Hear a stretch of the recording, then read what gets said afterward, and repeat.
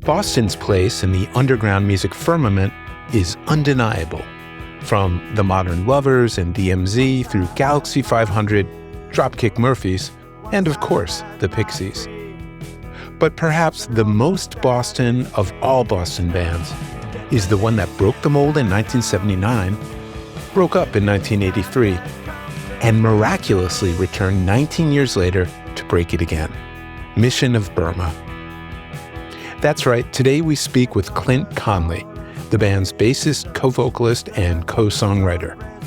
Together with Roger Clark Miller on guitar and vocals, drummer Peter Prescott, and tape loop maestro Martin Swope, Mission of Burma created a tuneful clatter that you hear echoes of in any new and noteworthy angsty guitar band. And Clint, despite penning such lasting and frequently covered anthems as That's When I Reach for My Revolver, Academy Fight Song, or That's How I Escaped My Certain Fate, remains humble, curious, and averse to giving any sort of musical advice. A student of New England stoic weirdness, which he's profiled in his 35-year career as a producer for a local TV news magazine, he's not the sort to woodshed on his bass day and night. But if the right moment beckons, you can bet he'll be there all the same. So let's see what makes Clint tick, if he'll let us. Clint Conley, welcome to Four Strings and the Truth. I am so glad that you agreed to do this. Your playing in your songs and your band have such an important place in the whole landscape of the artists we've been speaking with for this series. So thanks for joining us today. Well, thank you. Thank you. I'm honored. Well, I really appreciate you also schlepped into your office so we could do a setup and get a kind of a direct recording here. And you're a producer, so you've had the same job for an enviable 35 years. That is, to my great wonderment, true. 35 years in the same job, same place. And so I'm a television producer, local ABC affiliate, and it's a half-hour magazine show. So there's a lot, there's a lot of latitude to do whatever comes to mind. I love New England, and it's a New England-based show, so we're up in the mountains and off in the wilds a lot. Digging up characters and stories and interesting people doing interesting things. So, I mean, it's a dream job, really. And the show comes on weekly? No, it's a nightly show. Nightly? Yeah. So we're a big team, and we've been cranking along since '82. So, in terms familiar. of TV, it's like 60 Minutes is the only thing that's been on longer than us. I was going to say, because I can't think of too many, especially regional news magazines, that especially daily. So what's the craziest story you've ever worked on? I know that's not what the interview's necessarily about, but I'd love to hear it. Okay. Crazy. Oh my God. Well, I will confess, I am known around the office as the guy who brings in the most unusual characters. It seems to be a specialty of mine. I just marvel in the variety of human shapes and sizes, but I don't know, just looking at last year, I did something on, sort of this whole subculture of glass eel fishermen up in Maine, which is these little silver eels come up into the rivers for a couple of weeks a year. And these guys up there, it gets really competitive, and there's guns and lots of cash and all sorts of chicanery because they can make $100,000 in one night. What? Yes. So it's this mind-blowing story that I had never heard of. And I'm reading about, this can't be true, just a couple of hours from where I live. And they're all there at night with lanterns, and it's mysterious. And it was an incredible story. So, I mean, things like that, they're fantastic stories to tell. Yeah, and very fewer and fewer places are able to tell them, especially at the local, regional level. Right. And also, we're very lucky to be in New England, which is just rich with, aside from the academic medical center here in Boston, just has this very distinct regional culture with the hidden nooks and crannies, and it's not just all malls and the same old everywhere you go for hour after hour. ocean, beach, mountains, deep woods. It's all there. I'm a huge fan and resident of New England, down below you. But you've lived in the country for quite some time now. I mean, would you consider where you live, where your family's house is, to be the country? It's kind of a hybrid. I mean, we live in Concord, Mass. So, that's right outside of Boston, half hour roughly. But it's the first, where the land starts opening up. So there's a lot of conservation land, and we're back there with our dogs collecting ticks all the time, and we make great use of the conservation land. Yeah, no, it is beautiful. How many dogs do you have? Currently one, but we've had up to 3 at a time. Madness. What? One wife, 2 daughters? One wife now. I've had up to 3. No, one wife. Yes, let's make that clear. One wife since 86. We've had a long and happy union. 2 daughters and now 2 grandchildren. Unbelievable. Yeah. I would say I don't think you're the first grandfather we've spoken to, but it gives me great pleasure to know. Keeping in the music space to a certain degree and raising the family, it must have been quite the challenge, because my understanding, I mean, I never got to see Mission of Burma 1.0 because you guys broke up and I was like starting college. Mm-hmm. But those records were really important to us in high school, those songs. And it was a great surprise and delight that for 2.0, the first time I saw Mission of Burma was at a Chaotic show in July 2009. I believe you guys were headlining. Fucked Up open, Ponytail was playing. It was in Brooklyn. Oh, yeah. By the water. It was just an insane event. It was loud and raucous and was hot. Super hot. My teenage son and his best friend, who had never heard your music. My son was very familiar with your music, also a bassist. And it was just such a unexpected surprise that Mission of Burma would come back. Not just come back, but you came back with an album that's as strong as any of the albums that, the band has made, on, off, on. We'll talk about that more in a second, but you remember that gig a little bit? Oh, yeah, I do. That was, I remember being super hot. I think that's maybe the only gig I ever wore sunglasses. I don't know. The sun was you did wear sunglasses. Burning in her eyes. And best of all, Marty Markowitz introduced us with some pun infused. Somebody gave him some script. He's a local Brooklyn Politico. With a total His character. name was on the bill. It said, I think it was, I don't know if it was a benefit for him, but it was like he presents the show or something. Yeah, I mean, he's a total character. And somebody had given him a script with Burma songs infused into the rap. So it was just painful to listen to, but just so, this guy is out of it. It was just kind of bizarre. So you do remember that gig. That's great. I just have such fond memories about it. It's like one of those few times when I was able to like show my son a band from back in the day that sounded as trenchant and urgent and insane as they did back in the day. And he's like, oh, wow. Yeah, I didn't know this music could age. Yeah, well, that's nice to hear. Being out in the sunlight on a big stage and open air is really not our all the things Mission of Burma is known for. A small, uncomfortable, smelly, underground, tightly packed place would be where we shine the brightest. Well, unfortunately, you guys got a little too big for that in this 2.0.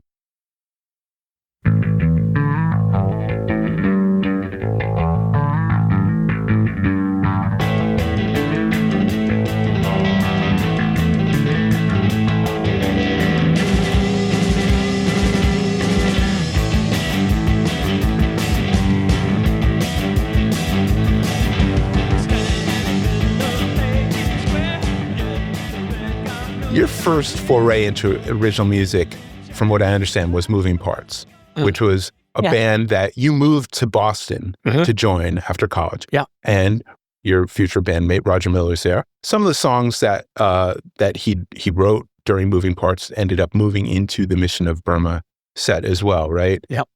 Were you inspired to write your own tunes at that moment, or was it kind of like too early and you were figuring things out?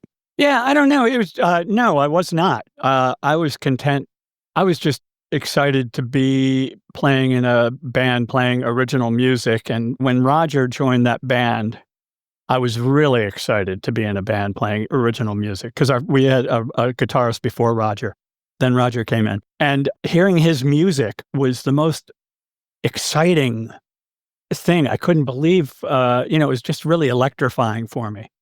I just liked the way his head thinked. We vibed right away. And so, we started, kind of conspiring to do our own thing. But even as we were starting to make those plans, I don't think I had any plans of ever trying to write a song.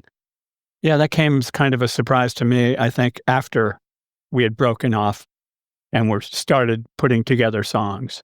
So I decided to try my hand at it. Peking Spring was the first song you brought to Mission of Burma? Very first song I ever wrote. Yes, sir. Yeah. Also one of the band's first singles, right? Yeah. Yeah. Yeah. So you rose. Yeah, people seem to like it. You'd pull it out and then all of a sudden it's the single. That happened a few times with Yeah, I mean, it was a surprise to me. What is poignant and a little bittersweet now is to hear how, at the time, I'm sure it was great, Boston radio got behind even this first single from Mission of Burma, very local band, stations with like big signals. It wasn't just, my understanding is possible that BCM was playing or one of the local college stations was playing it pretty early. Mm-hmm. Yeah, certainly. I mean, the college stations in particular latched onto us and they were playing us constantly. So that was a huge help to us. And it was a wonderful thing about Boston at that time. The MIT station and the WB and the BC station in particular were also Emerson. We're playing a lot of local music and people were really focused and listening to it. It was a thing, Did you hear that this morning? Oh, I didn't hear it. I had to go to the dentist, that kind of thing. Everybody was tuned in and, in our small little crowd. Yeah. And that was terribly exciting. But yeah, even the big commercial station, WBCN, they may have played Peking Spring. They had certain shows. I think Oedipus was still at BCN. He was a legendary radio guy. DJ. So I'm sure he was playing it late at night. But then when we were, some of the later songs like Revolver and Academy, BCN got behind in a big way, playing it during their, afternoon drive times and, having it in their weekly top 10 countdowns and stuff like that. So that was pretty remarkable, Yeah, and I say bittersweet because, as we both know, but maybe younger people listening to the show don't realize how impactful and culturally relevant radio, mainstream radio, college radio in general was back in the day before, it was deregulated in the 90s under Clinton. And then, now even more so, it's like one programmer programming all the pop stations in the country. There's no such thing as an alternative radio format anymore, as far as I can tell. I worked in radio for 6 years in the 2000s, and it was like hanging on by a thread. And now the only sort of guitars you'll hear on radio are either, in a pop song or classic rock. Yeah.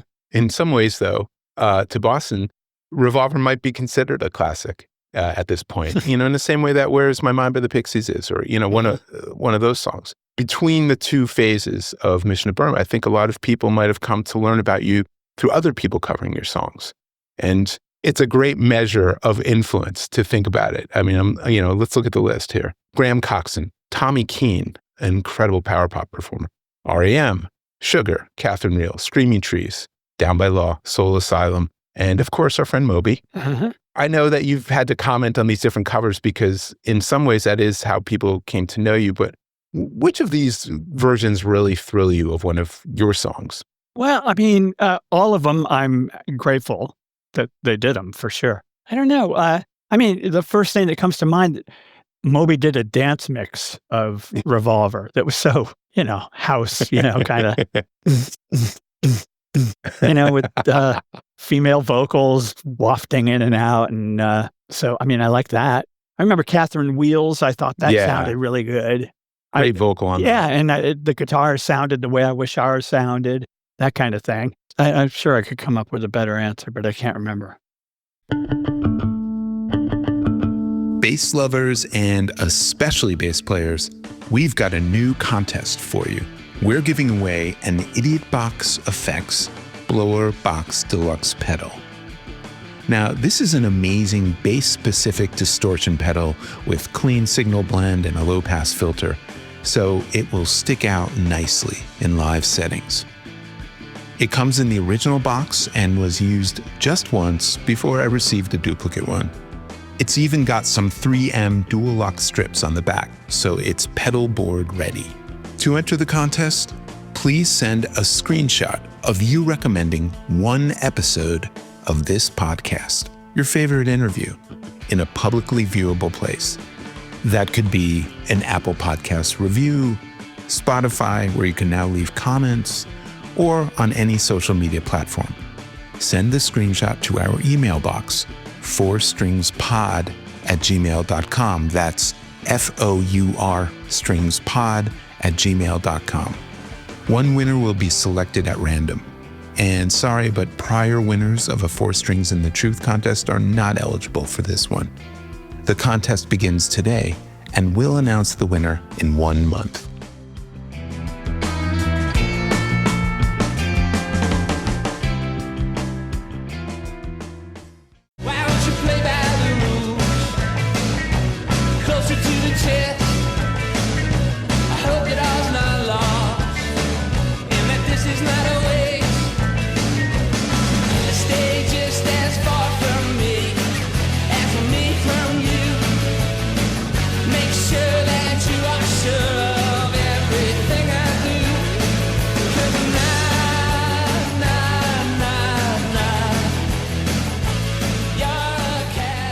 I was going to school in the Northeast at Yale as you guys were ending. And the first show I went to when I got up to New Haven from my house in New York was this band called Miracle Legion that were playing to just about nobody at Toads, the big venue, big sort of like venue up there. And they whipped out Academy Fight Song. I was like, oh my God, there's cool music up in New Haven. I'm so excited. Ah, neat. That's a great version, I think, Miracle Legion. Yeah, no, that is good. Yeah. Yeah, those guys were always cool. Yeah, they were cool guys. I mean, there was this whole corridor that you guys, Mission of Burma, is so influenced of bands. There's actually a documentary about the New Haven scene called, I think It Happened, but Nobody Noticed or something like that, or Nobody Cared. I forget. And it's like made on a very obviously a camcorder. And it's all these bands that played. New Haven had a pretty happening scene. Miracle Legion were sort of like the kings of that scene and went on to, degree of fame in England and such. But all these bands, Volcano Suns, a band that your drummer started after Mission of Burma and was, singing in, Bob Weston was in, Steve Missioner was in, all these incredible figures in alternative music. And they'd come and play the Grotto all the time. And it was all these bands kind of in the wake of what you had done, creating, a further scene. And it was really interesting to me. And it was great thing to be a part of. I was really interested to hear, after you wound down the first time in '83, it was, a lot of things going on. Roger had a tinnitus and it was getting worse and worse. And I know that one of your last shows in the first iteration, you had a wonderful legendary show in your hometown. And then you went to either Staten Island or Long Island to open for PIL. Yeah, Staten Island. Staten Island. Yeah, that was our first of all, that's your first mistake. Yes, right. I know. That was our very, very last performance. 1.0. From 1.0, yeah. Yeah, and I heard the Public Image treated you guys really well. And Yeah, right. Wonderful. Oh, yeah. Yeah, that was a bummer. It was sort of the ultimate to the Bradford's Woodstock, which was, all good feeling and wonder, just mind-blowing happiness. And then we finished up at Staten Island, and it was just like whack, bad feelings, just bitterness. Oh, it was just awful. And but no stabbings, though, we hope. No stabbings. Yeah, no, it was a kind of a disaster, but just makes for a good story, though. Yeah. All these 40 plus years later. But what I was most interested in hearing about the breakup, I guess you stopped playing, right? But you guys stayed friendly. If you watch the amazing documentary that was made about you guys, not a photograph, the Mission of Burma Story. First of all, they allow your drummer, Pete, gets to say a lot of things. I'm not used to drummers having so many opinions about things. Oh, you haven't met Mr. Peter Prescott. What I liked about what he said was, it sounded like you and Roger were kind of like, okay, we did our thing. Well, and now it's kind of shocking, but I feel good about what we did. And Peter was the one who would express sort of bittersweetness, sadness. And in the documentary, it's documenting the, 2.0 reunion in the 2000s. He was saying how it's going to be great doing this. And then I'm just going to go home and be essentially a lonely punk rocker again. But it didn't seem like you had that same bittersweetness about the reunion shows. No, I didn't. First of all, let me just say Peter is known for being gruff and opinionated. And he's just one of the sweetest people on earth, That comes through very much in the documentary. He's very got a great heart. So, I didn't, at the time, I was going through big changes personally. I had trouble with alcohol and I'd cleaned that up.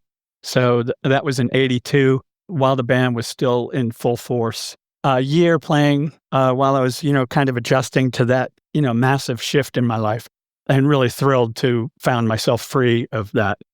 So I was going through all sorts of big changes in my own life. And when Roger said, his ears were bothering him and he didn't think he could go on, he was concerned about maintaining his hearing. He wanted to be able to hear when he was 60. Can he? Yeah, which he made it. And, Okay. I totally understood. And, I just thought I can see morphing on to whatever comes next, musical or otherwise. It conformed with what was going on in my life, and I was okay with moving on.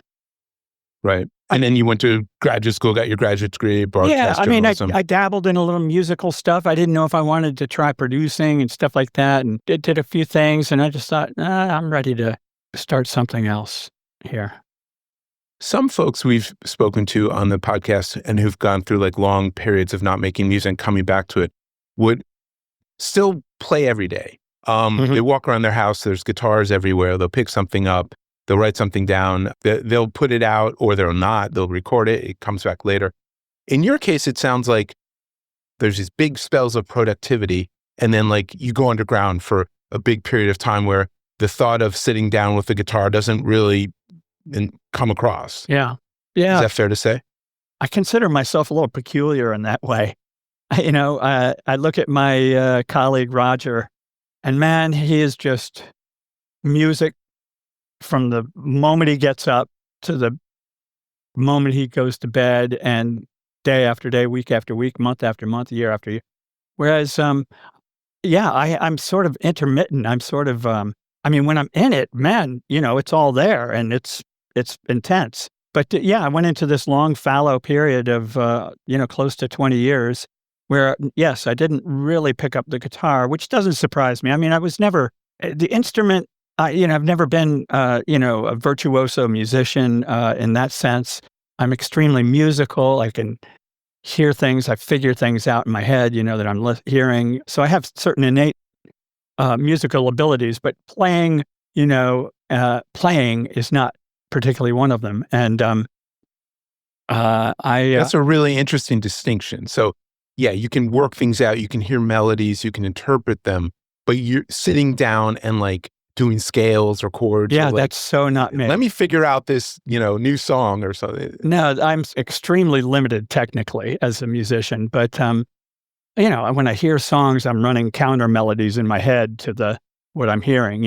It's a different kind of musicality, I guess, but or a different aspect of it that either that or I'm just lazy. And I put the guitar down and then I just went fallow for a bunch of years, and then late 90s, 2000, I started playing again.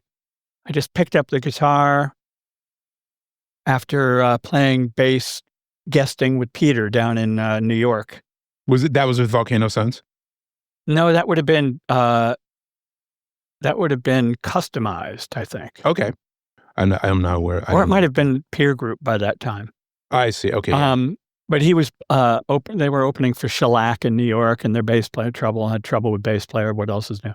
And I filled in, and it was fun. And I just started kind of cracked open something. I started noodling with the guitar, some piece that I'd written, started back in the Burma days. And I thought, that sounds pretty good. I kind of got hooked into that. And then I started, all of a sudden it just opened this gusher of other ideas. And so I went into this mad songwriting binge for a couple of years there. The music eventually ended up coming out as Consonant, my band with fellow Scarsdale and friend, Chris Brokaw. Yeah, right. Like a historic, legendary Boston musical figure. Yeah, no. And I asked Chris if he could work it out with me. And it was quite an experience, that jaunt of writing music, because it was really, in retrospect, it was hypomania. I was, In what way? waking up pre-dawn, working on music. I was bringing my guitar to work, and it would be out in the car. And during, when I get a break, I'd go out and have ideas in my head that had formulated while I was doing TV stuff. And I'd go out and do that, and I'd record it. And I mean, the guitar was coming with me everywhere. And my wife thought I was going crazy. Because she'd never seen you as a She'd never musician. seen me. She met me after the whole music thing. So she had never seen me play music she was aware that I was in a band around Boston. She was more Motown and, into a whole different thing.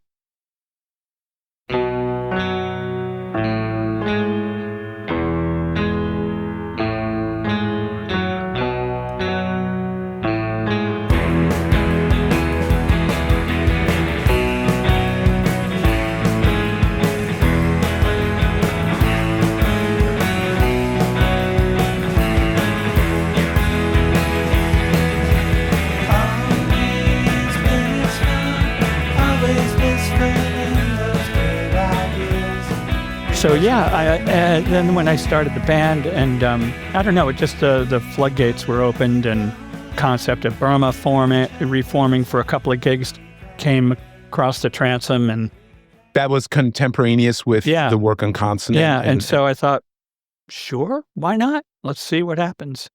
Because you were already in the music mode. Yeah, and I was already I lost 20 pounds. I'm not very. I was going to say it was crazy. I was really on kind of a jag. It was clearly, it was clearly some sort of midlife crisis. How old would I have been then? 45? Yeah, 45, going on 50 when all this was happening. So, one of the better versions of a midlife crisis. Well, it was really productive. You didn't. But it was hard. It was hard fitting this new music thing, especially when the Burma thing entered the picture, the big Burma machine, right, into an already full life. I was trying to maintain my day job, and that was challenging. It was challenging. Fortunately, I had a lot of support here at work. They were very tolerant, cut me some slack. But it was challenging at home, because we had 2 young kids. But we worked it out. We worked through it, and it's all worked out. Yeah, no, she seems, Deborah, your wife, seems wonderfully supportive in the documentary. Of course, she's not on for very long, and one of your young daughters is really funny, and your niece who's trying to explain the sound of the music. It's a great documentary. I watch a lot of those things. I'll have to look at it again. I want to see them. Yeah. It's like a nice time capsule. Mm-hmm.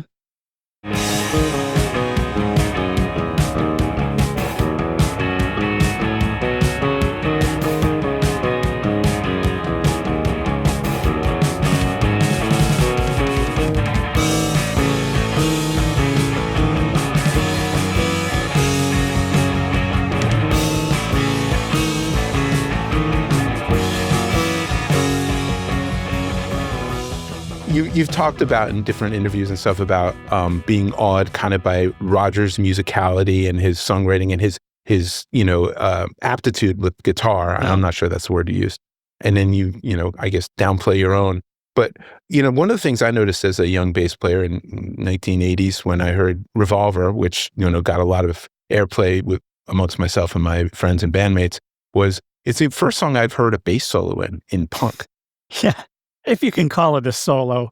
It is a solo. I'm sorry. I had to sit down and work it out when I wanted to cover it. It's a solo. It's great. It's like Tubby the Tuba, do you remember that little children's song? I don't know. Gets his moment in the spotlight. On your big breakthrough single that lots of bands have covered and lots of lives have been changed by. So, and it to mention the whole figure is built around bass, although Moby and Catherine, all these other people, transcribed a guitar, which obviously enrages me and hopefully our listeners too. But the song's built around your riff. But it sounds like you mostly wrote on guitar.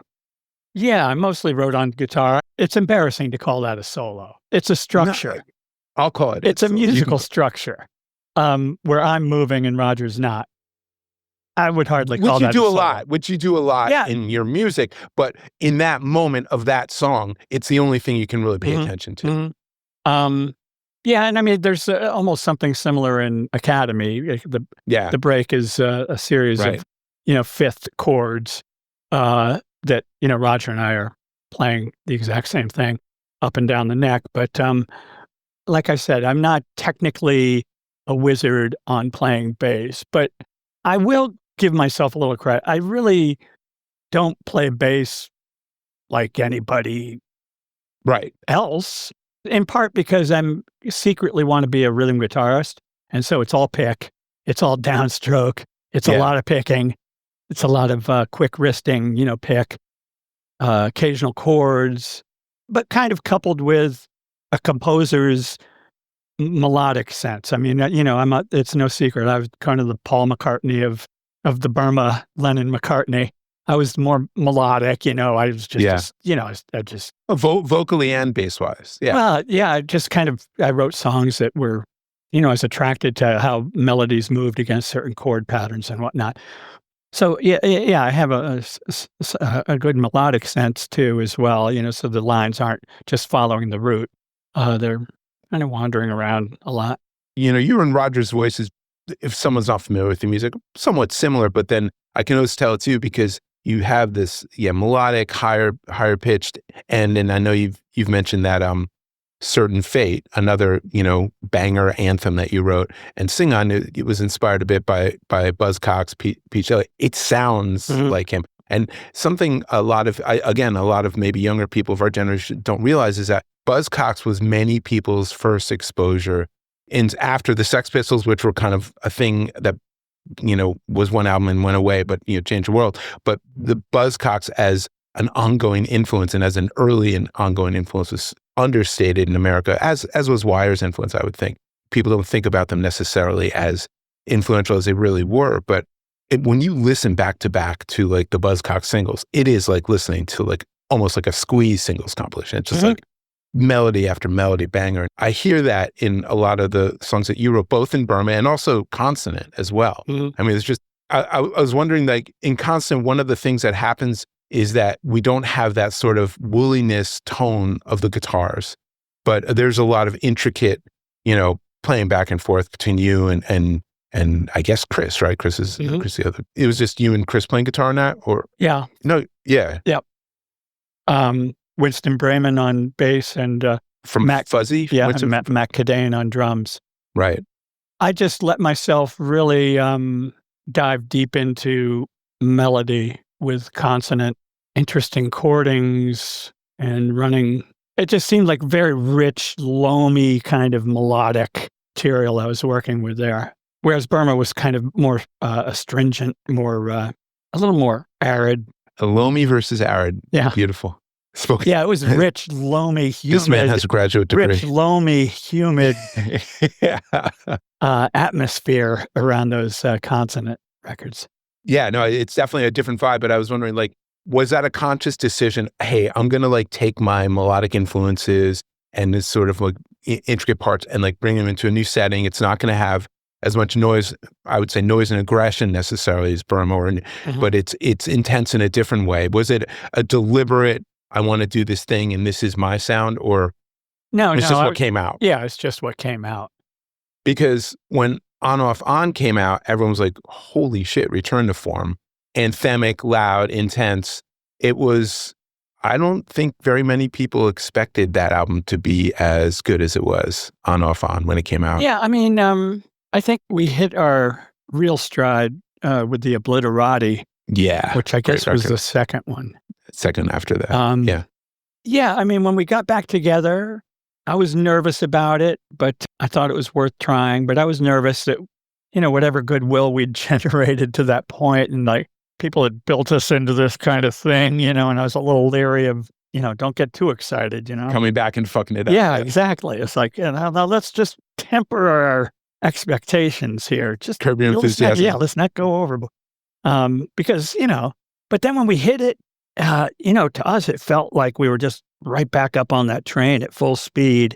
It was exhilarating. It's totally exhilarating. I mean, it's really fun music to play, and it, just dipping back into those songs, they were 20 years older, but they just had like an internal integrity that, they were shaped towards climaxes or, the surprising turns that still made sense. And it just felt right, felt good, and didn't feel the least bit embarrassed playing it, which was, always a possibility, right? Always. So, yeah, in that setting.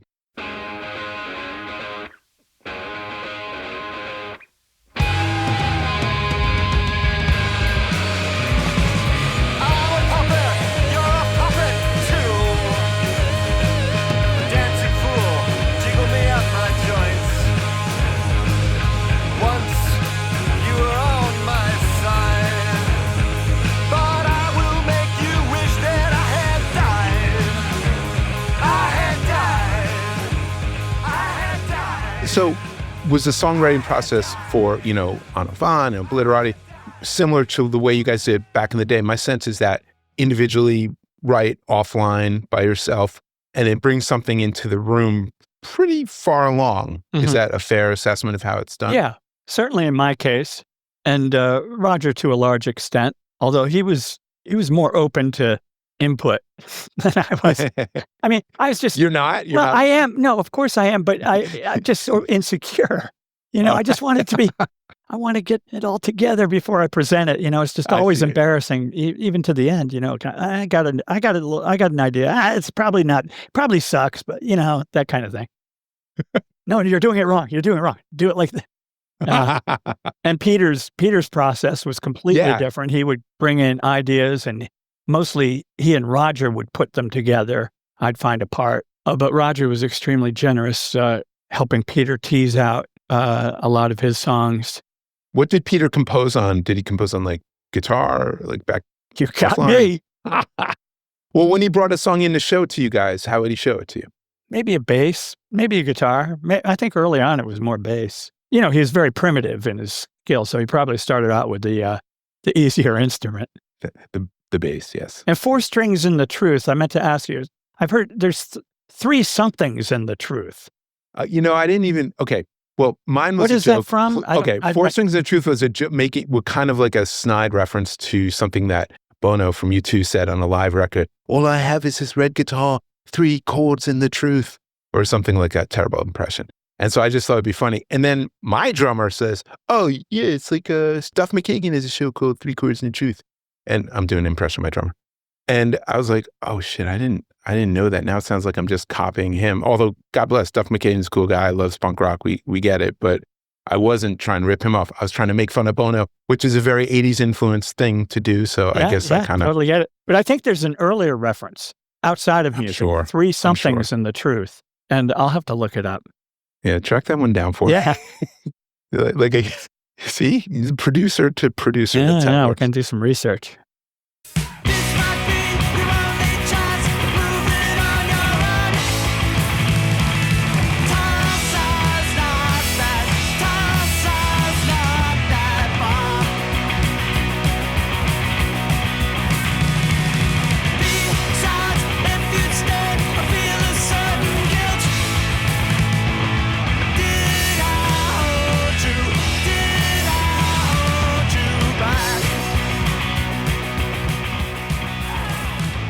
With the songwriting shared, it sounded like there are some bands in which there's like the main songwriter and they want to write all the songs and fuck you guys, maybe I'll let you bring in 1 or 2 songs or something. In fact, we've talked to someone who's in a band just like that recently. But in the case of Burma, true to form, it seems like Roger really wanted other songwriters involved. He didn't want to have the burden of it on his shoulders. And that's why he would work so generously with Peter. And that's why he kind of like opened the door for you. Is that a fair assessment? I wouldn't put it there that he didn't want the burden. I think he was perfectly willing to shoulder the burden. But he just has a very expansive, open personality in that sense that, you got something? Yeah, let's hear it. Let's do it. When he and I broke off, he assumed that he would be writing all the music. Why wouldn't he? But, broke off to form Mission of Burma. Well, at that time you hadn't put anything. So, but he's just always been very open and unthreatened by other people bringing ideas in, to his great credit. I was surprised to learn about the October 4th being Mission of Burma Day in Boston. I guess that got declared in 2009. First of all, who did you have to pay off to get that? Second of all, why October 4th? And third of all, do the 3 of you get together every year to celebrate? Or 4 of you, I should say. I have no idea how that came about. I have absolutely no. I think a Boston city councilor proposed it, but whether our manager had something to do with that or some Mark Cates, I'm not sure. Yeah. But I mean, we just thought it was the most ludicrous thing. And last week I was shooting around for my TV around MIT and passed through one quad and I go, oh yeah, that's where we celebrated Mission of Burma Day. We had a concert there and we all dressed up and we got some caps and gowns and my God. Like sort of the hats, whatever the bishops' hats and Oh. finery and whatever. And but why October 4th? No reason whatsoever. I thought somebody's birthday or like your first gig or something. It's a date, and I didn't know it was October 4th. I knew it was sometime in the fall. Well, that's what it said online. Do you guys celebrate it every year? No, we do not. I don't think it really. I'm really surprised to hear that. I don't think we really. I mean, I'm pleased, and I have a proclamation, something or somewhere with a gold seal. That's not framed. You don't have that framed. It's not framed. All right. I'd say framed in your home studio, but I don't think you have a home. Yeah, there's not. No, there's no home studio. There's not a whole lot of evidence of the music life. Is there a Fender jazz bass somewhere in your household? Yes. And that was always your go-to, right? It was after from Verses on. What'd you play before that? It was a Fender Precision, but it didn't sound very good. Do you think that was Precision specific or guitar? No, it was that guitar particular. Because I loved the sound of Precisions, but no, this was I don't know, one of the later years or something. I'm really not technical about it. But you've never swayed since from the jazz, right? No, until this past fall, I did buy a little 3/4 sized Fender Mustang bass, maybe, in part after listening to Watt on this very podcast. No way! Yeah, because he was talking about how it was getting harder for him to play some bigger full scale, and he moved down to 3/4, and he found righteousness there and all this stuff. I thought, that's what I need. He's a huge proponent, and he has an incredible... I know. His bass is incredible. Yeah, and he has a bass line. Somebody made bass. Reverend. Right? Yeah, right. Because really, it's very hard for me to play that big jazz now. Particularly now, it's just, I'll be 70 years old next May. Unbelievable. Yeah, there's some little creaks and crunks in my fingers, that really, it's hard moving around that bass. So playing the smaller bass, I did a series of gigs with Chris Brokaw this fall.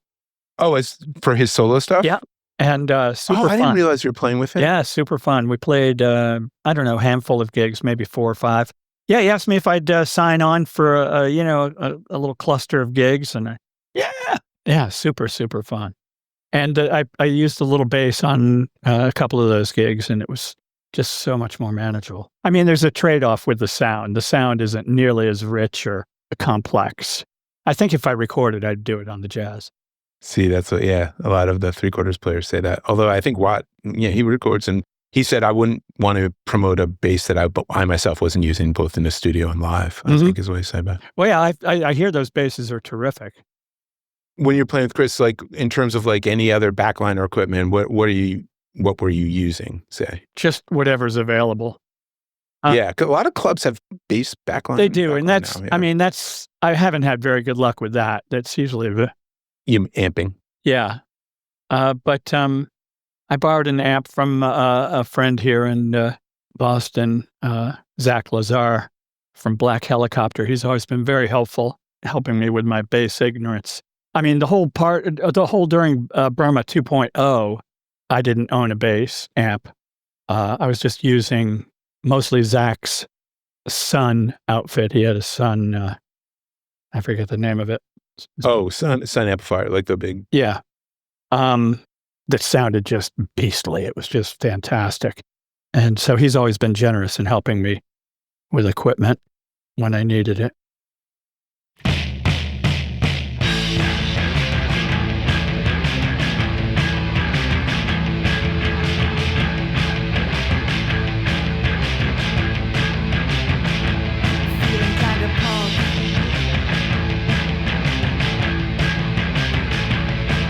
because it's good, not great. You say I never think to say this or that, like it's some secret code to set you free. Well, Bob Weston, who played bass with Shellac, and stepped in to play the offstage fourth member role for your reunion swing. Himself an incredible bassist. Yeah. Having him in Mission of Burma in 2.0, how did that feel in terms of like bass player to bass player level, even though he was serving another role? I didn't think about that so much. I was just so grateful. It was just the perfect answer to Martin's declining to participate. We thought, okay, what are we going to do? And just Bob couldn't have been more perfect. I mean, he's a mastering engineer. Yeah. Oh my God. He's a multi-talented, multi-instrumentalist. He was so key to us in so many ways, extremely vital, and helped make the whole thing a success. But he never whipped out his Travis Bain or his whatever limit. No, we dragged. Oh no! Well, we dragged him up on stage a couple of times. He would play bass. Oh, I didn't see that. I wish I'd seen that. We had we were doing Wire songs or something in New York. I think we were doing Dot Dash or and maybe a couple other things. Oh yeah, and the Burma song "Good Not Great," yeah, which is just a dirtbag elemental. One finger. Nobody's allowed to use more than one finger on their guitar. Just sliding it up and down and up and back. But he'd pick up your jazz. He wouldn't walk on stage. He'd get on the jazz and he'd have to lower the strap quite a bit. Yeah. And then you play kind of high. And then I'd pick up a guitar, and that was fun. Super fun. Yeah. I hope he's making more music again soon. I'm a huge fan of his playing. And now I know you did some production work in the interim, internegum, if that's the right word. In 1986, Yo La Tengo released their debut album, Ride the Tiger. Yes. Where did you guys record that? We recorded it at a home studio in Newton, Massachusetts. So they came up here. Okay. It was a studio being used by a lot of the local Boston bands. That was fun. I love those guys to death. But it became I don't think I brought a whole lot to the process. So. How did the collaboration come together? Did you know Ira? Did he ask you? I knew them a little bit in passing from Burma gigs in New York, and they used to come to Burma gigs, and so Ira just asked me, gave me a call, and I said, yeah, sure. I'm very proud to be associated with Yo La Tengo. They're like the little engine that could, It still does. I know, it's just amazing. I mean, if you'd seen them in the studio that first time, you would have never predicted that 40 years later almost that they'd be going great guns and have done as well as they did. He was a music critic turned musician, right? And so what are you referencing? Like they just seemed very kind of, it was they were just very young on their instruments and kind of shy and uncertain about what they wanted to do. Although Ira was, looking back, he was showing a lot of potential. You picked up the bass on a few of those tracks. How did that come about? Yeah, I just, I was hearing melodies in my head, the old thing. And I said, I think I have some parts for this and that and the other one. And so, yeah, that was fun. I I found that with working with Chris this fall. He had pre-existing songs that had been recorded, but I was kind of hearing other things. So it was fun to kind of get in there into a pre-existing structure and kind of redraw within the box there. I would imagine he'd more than welcome that too. Yeah, he did. Yeah, totally. Who else was in Chris's band when you guys were playing those shows? Luther, on drums, Luther from Tsunami. He plays with a lot of people. And it's just a trio. Do you think you'll do more work in that format with him? Yeah, I mean, Chris is a busy guy. I think he's off in Japan right now. So he's got so many projects. But I would imagine we'd be getting a call at some point and, hey, you guys want to do a few more? That kind of thing. Well, we've got to make sure that anyone listening to this goes out and sees Chris Brokaw, who's an incredible songwriter, musician, with Clint on bass. I imagine that sounded pretty cool. Yeah, I mean, I was a huge fan of his solo album, the song Puritan, the album's called Puritan as well, just bowled me over. So the opportunity to play bass on that song, I was like, yeah, I'll do it. I want to get into that song. I want to get in there and explore. Yeah. Yeah, it's so fun. That's exciting to hear. And I'm going to go now hunt down some live videos of you guys playing together. I don't think have you recorded with him? No. Okay, yeah. So we'll go find some stuff on YouTube. I want to see what I can find. 1, 2, 3, 4.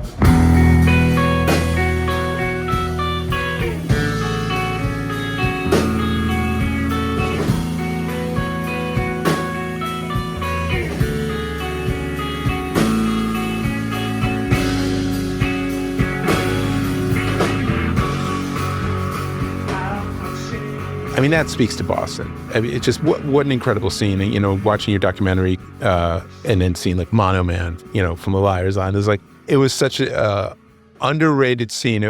Boston was Seattle before Seattle was Seattle, and Seattle's scene probably wouldn't have existed without a lot of the incubation from Boston, in my opinion. I mean, if you go even all the way back to like Modern Lovers, and even the early Cars was such an important, you know, when they started getting played on mainstream radio, that really opened a lot of doors as well. Yeah. Yeah, I mean, my idea of Boston, I always had this, because I grew up around New York. Right. But I always was very intrigued by what was going up in Boston with the Modern Lovers, and later on Willie Alexander. I remember sending away for his record. We got Mass Ave, Willie's single, like, I don't know, 72, 73 or something. So maybe it was later than that. But I just thought, yeah, Boston seems like a really cool place. And then Mono Man, who I grew up with in Connecticut. Right. He was up there at BU, and he came back with tales of starting this band, DMZ, and playing with Patti Smith. And I thought, man, I want to get up to Boston. Boston sounds awesome. So, yeah. Yeah, it's a smaller pool It's a smaller pool, and it's just very, at least during the years that we were super active there, 70s, 80s, it was just a really informed music community, thanks to the radio ecosystem. Bands were always happy to play Boston, bands from overseas and whatnot, because we knew all about them. We knew everything. Yeah. And, they'd say as much to us.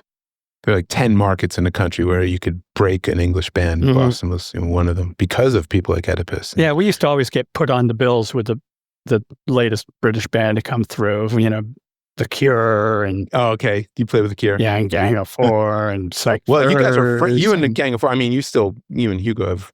He's played with you. Yeah, Hugo is here in the Boston area. Yeah. Yeah, see Hugo from time to time. Are you going to go see their quote-unquote farewell tour? I hear it's... the Boston gig is sold out, but I'd love to get in there if I could. I'm sure Hugo will give it to you. I'm hoping. Yeah, no, they have Ted Leo playing guitar. It's very interesting. Yeah, great guy. That's awesome.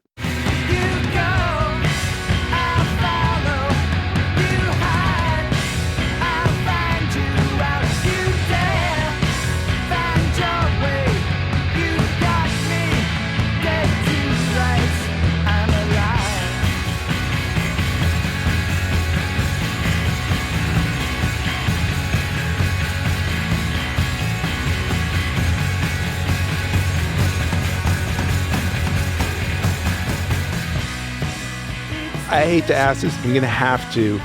Is it off forever now? Mission of Burma? No, on, off? Yeah, right. On, off.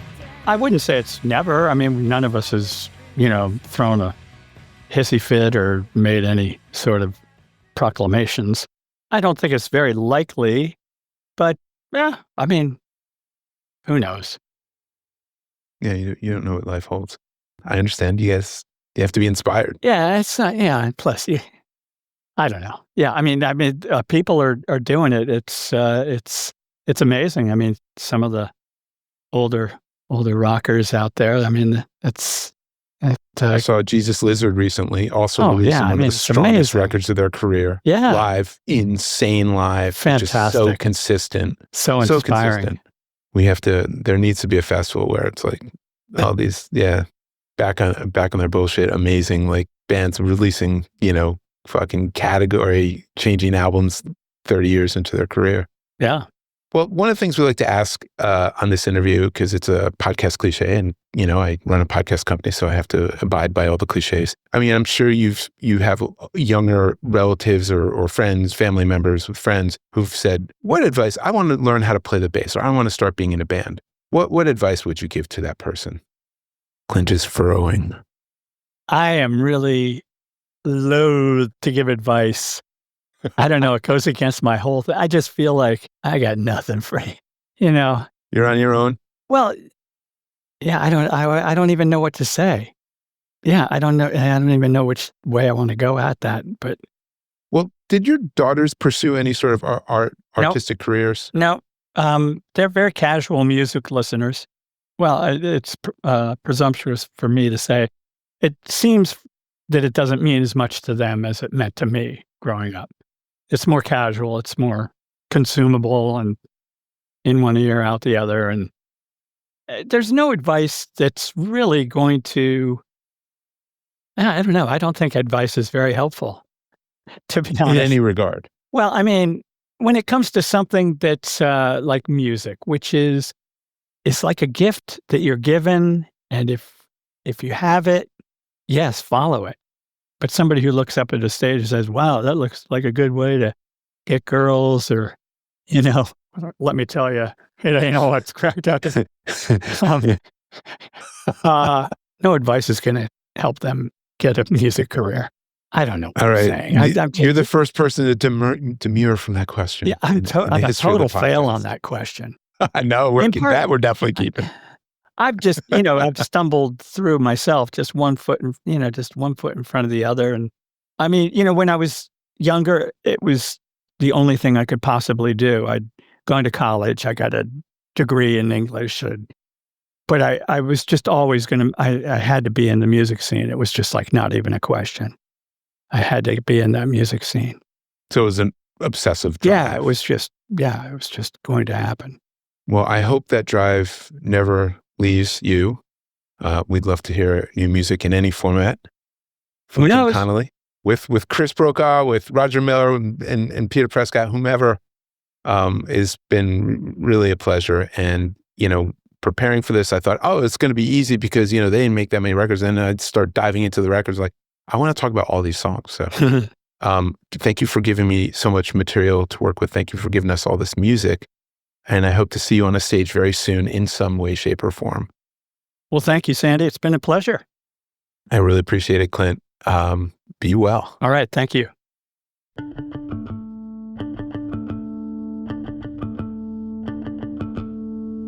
Thank you for riding shotgun for today's chat with Mission of Burma's Clint Conley. We hope it shed light on the enduring mystery of the band. And I know I'd love to hear another album from them, or see Clint live either with Burma or Brokaw or someone else. As we continue our monosyllabic mini-season, we have some more bass heroes queued up for you. And we're all ears if you want to send any questions, comments, critiques, or requests to our email box, fourstringspod@gmail.com. That's fourstringspod@gmail.com. Please like and subscribe to the podcast on Apple Podcasts or Spotify or both or wherever you listen so we can keep doing this. See you soon.